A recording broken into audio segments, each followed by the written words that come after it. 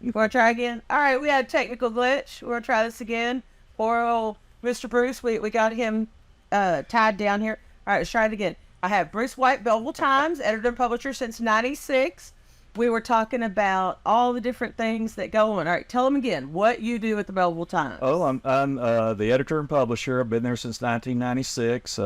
As you mentioned, came to Bellville from Brenham. I was sports editor over there from 1982 until 96. Started working at Bellville on April 1st of 1996. I figure if you're going to change jobs, April Fool's Day is a great day to do it. And I've been very happy there. I've been blessed to be in that community, blessed to be in Austin County. I've got a great staff. It's just a wonderful situation for me. What brought you down here? Opportunity. I was a Sam Houston graduate. I've been basically writing sports all my life. I started when I was 12 at the local paper covering Little League games when my team wasn't playing. And and I got off to college and majored in journalism. Had a great opportunity at the Brenham Banner Press as a sports writer and became sports editor there. Loved working in Brenham. In 1996, it opened up in Bellville, the publisher position, and the guys were talking to me, and it just felt right. And it's certainly been a great fit for us and my family. We love it in Bellville. We love Austin County. Got a great staff. My employees work very, very hard, and I know how fortunate I am to be here. Yeah, we talked a little bit earlier about everybody taking turns covering the fair. Right. Yeah, we get burnout. Yeah, we divide that up among ourselves. This is Saturday. This is my day, and looking forward to being out here and seeing all the kids and the animals and all the fun everybody's having. I had Madison Falk here last night because I was at the Bellville Sealy football game, and she took care of the entertainment and the photos yesterday. Angie Grawwonder's my assistant publisher. Basically, she's advertising manager. She took care of things last Saturday when we had the Queen's College contest and pageants, and I was out here Thursday night, and this is going to be my day here on Saturday. I may go get a nap sometime today, but it's hey, forward. I tell you what you do. You just come on over. We're in a Cliff Jones RV. I'll throw that out there. You have a great big bed back there. We'll shut the door, put do not disturb on it, and nap all you want. And you have a television set, so maybe I can tune in one of the college games or something. Yeah, that's true. We sure could. We can get you all fixed up.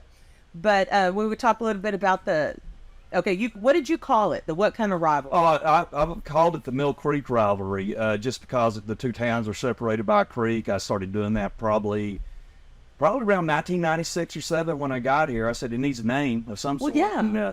And so I started calling it that. I don't know if it's picked up anywhere or if it's got a life of its own or anybody's got something else to call it. It just seemed natural to me. My original idea was, and this is true, was to go into the river, the creek between the two towns and scoop out some creek water, put it in a jar, and let that jar go to the winning team. But I never made it that far with that. That would be... Now, that would be a nifty idea. Put you a thing on it that's what it said. And you put the scores on the jar, and you just kind of keep passing it along. Yeah. Kind of like the Stanley Cup, and they could parade it around everywhere, but never did do that. But anyway. But you know how stuff like that, though, you do it, you'd be surprised. 20, 30, 50 years from now, the kids are fighting over a mason jar full of creek water. A Mill Creek water. Exactly. Yeah. That's funny. But we were, those rivalries, they're sometimes people take it way seriously, and sometimes they are a little more chill about it. But this is a really good rivalry, and it's very unique. Like we know, the creek separates them. The two towns, and they've been playing for a long time. I don't have my numbers right in front of me. It's like the 85th or 86th year. So and it's so unique in that they played a really long time back in the up to the 50s, and then they skipped a year, and then from like 1958 on, they've played every year since then. So I kept trying to figure out, why did they skip a year in there? Well, I went back and looked, and there was a flu epidemic that hit that year. I think it's 57. I may be off a year on this. I don't have my notes in front of me, obviously.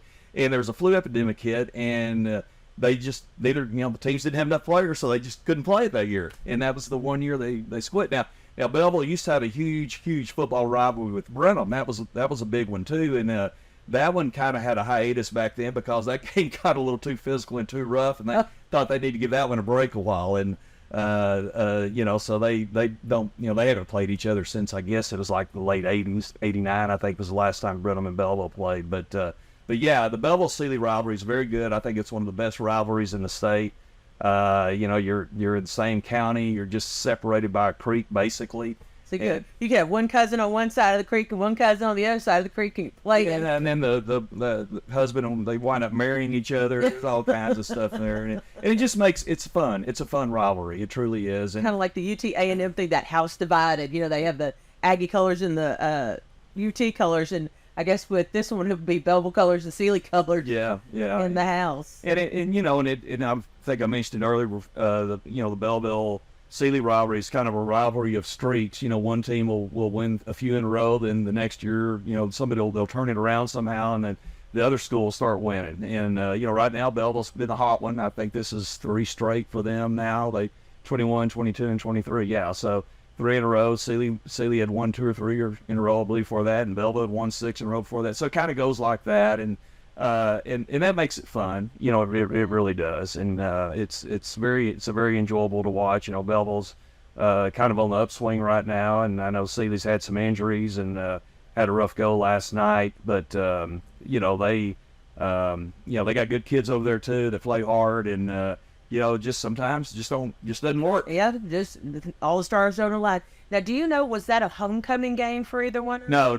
They played in Bellville. It was a district game. Okay.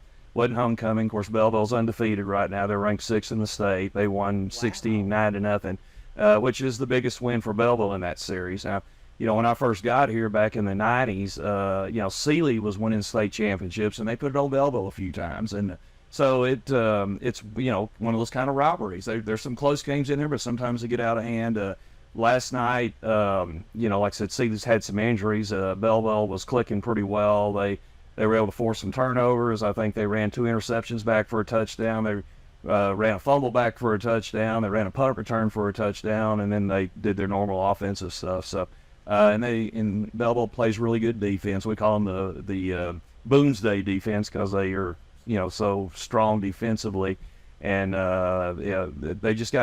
they've got some really good, talented players right now coming through Bellville. That's good. Well, maybe we'll see some of them hit the college circuit. And I think you will. I know defensive end DJ Sanders. He's very heavily recruited.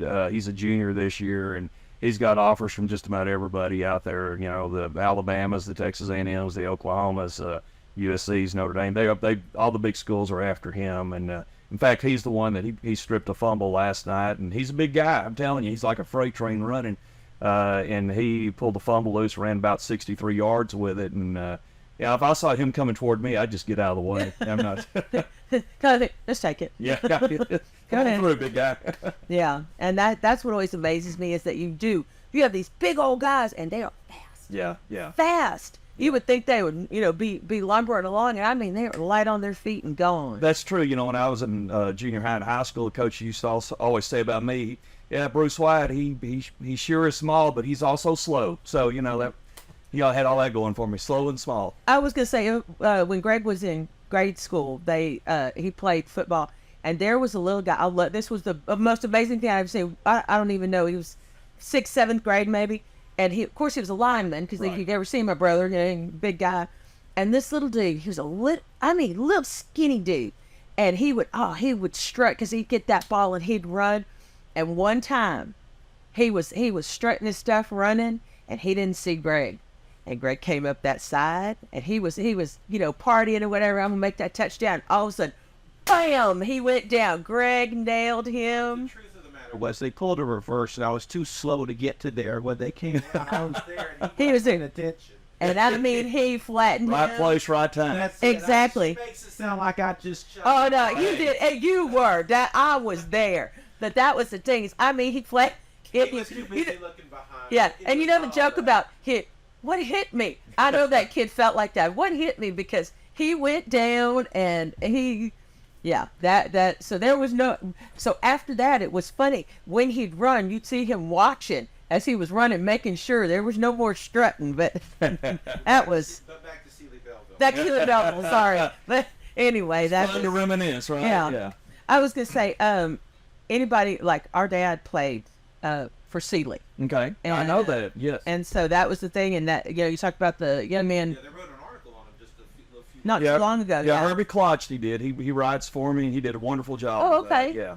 Yeah, and that was the thing is that he he was able to. That's the good thing about scholarships is like Daddy with that scholarship he went to Lamar. You know, he was Right. able to get that education with the football, and so that a lot of people say, oh, football, whatever, but for some of these kids, that is their ticket to Yeah. get what they need because education is so expensive these days. Yes, it And is. so that's why, like I said, I'm a teacher by trade.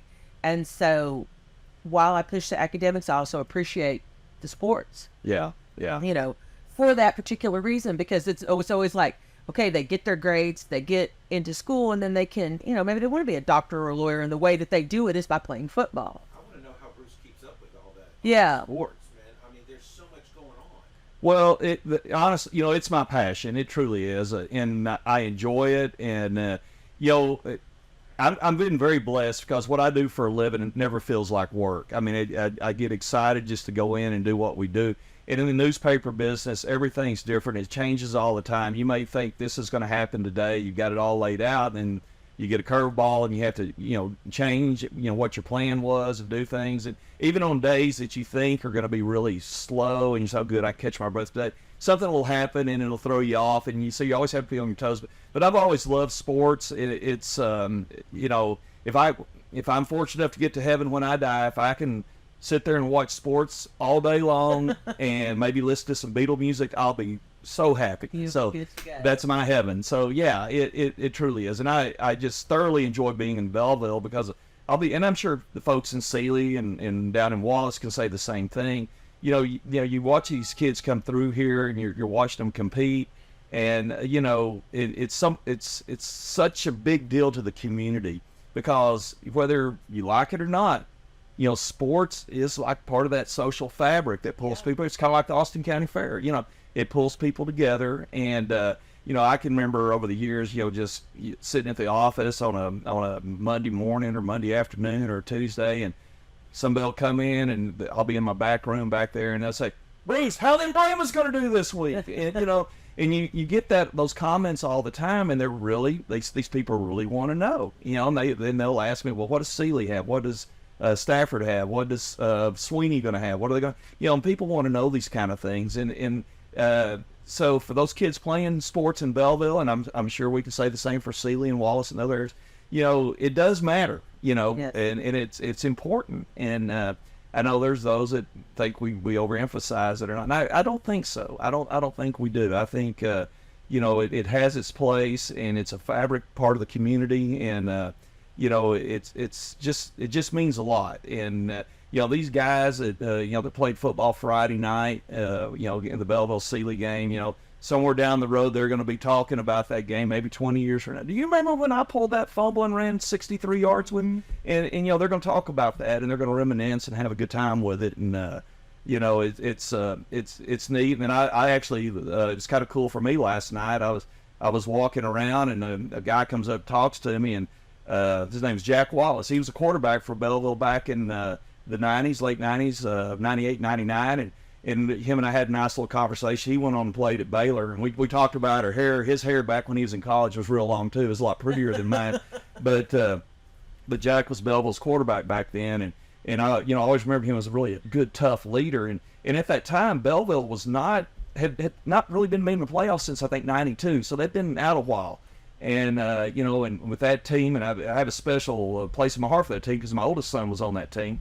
And, they made it to the playoffs, and they wound up winning a game and got beat in the second round, but still, I think it was second round. But still, that kind of got it going for Bellville again. And I always have a special place in my heart for them because of that, because that year, they make the playoffs, and they made it for like 7 or 8 years in a row after that, and usually as a district champion. So, that was so fun. It was fun to see the guy that was the quarterback that year and reminisce a little bit, and talk to him, and so you see things like that, and my memory's not getting as good as it used to be. It kind of fades a little bit, but I'll see somebody and I say, okay, I know this guy, I should know who he is, and then you have to start asking questions, say, okay, and then you figure it out. But Jack, I remembered, he was really quite the quarterback for Bellville back then. Well, and one of the things too, before we wrap up is,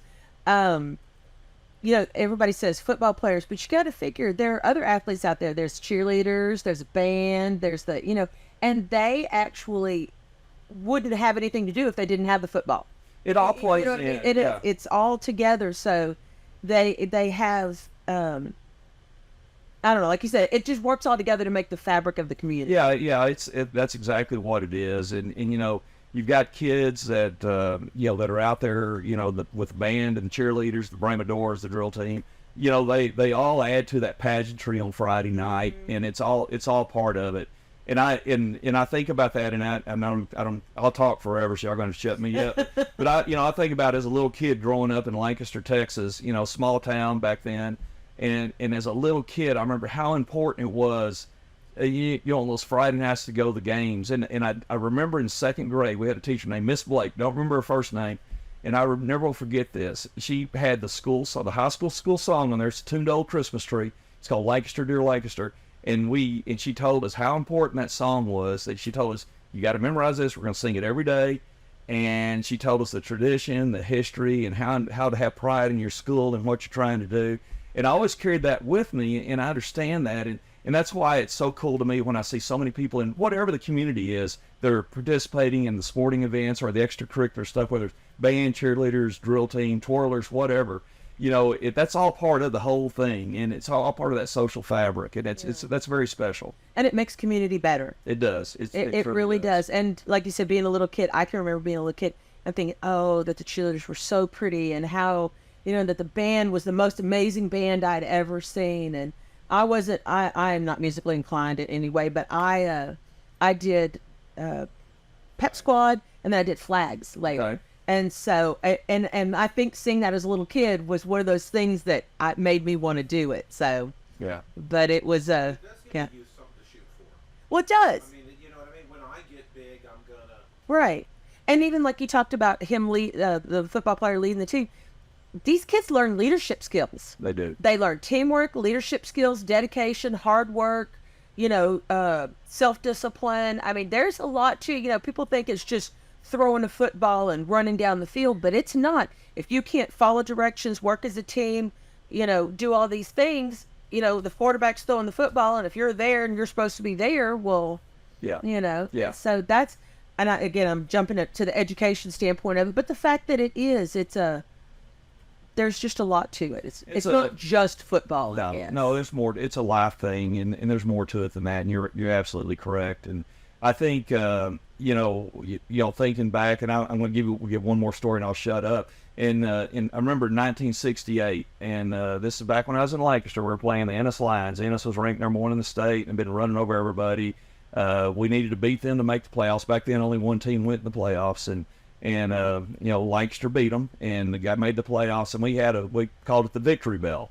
And the high school kids, were in charge of that. Of course, every time you score a touchdown, they'd ring that bell.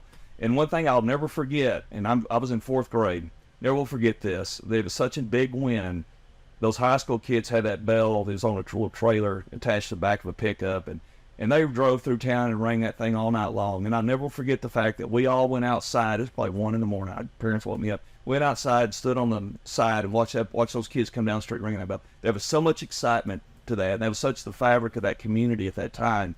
And that's kind of how I feel about Bellville. I mean, it's a big deal. And, we talk about football. I mean, gosh, the volleyball team, they made state semifinals 3 years in a row. I mean, that's pretty impressive. That's why my hair's long. I told them that if they won state, they can shave my head. I'll let them do it back in 2005 when they won it. So that's awesome. That's on there for them, and they know that. And Coach Susan Brewer's done an outstanding job with those girls. And I would not be a bit surprised they're not playing for a state championship this year. They have those high expectations. And okay, so what we're saying is, we have it on video now with your long hair. Yeah. So next time we see you and you're bald, we'll know why. Well, you'll know in about Thanksgiving time, because that's when the state finals will be. So for volleyball, and Coach Brewer's done a wonderful job here. Of course, she's in the Hall of Fame for volleyball. She's won nine state championships in Bellville. Wow. Those girls grow in thinking, come in, believing they're going to win a state title. And it's fun to be in an environment like that, where your sports teams are doing so well. And all that. And I know maybe I'm oversizing sports a little bit. Academics are important, of course, but well, you got but you're going to get a lot more this is going to sound terrible. You're going to get a lot more excitement out of the community if the football team wins state than if you make A in your physics exam. You know, I mean, it's just that's. Just I would say, but on the flip side of that, you also know that if they don't make that grade, they can't play. So it's again, there's that one. There is. Because but you don't have to make an A. You don't have to make an A. That's true. But you know, as long as you're learning, that's all that matters. Yeah, that's But- right.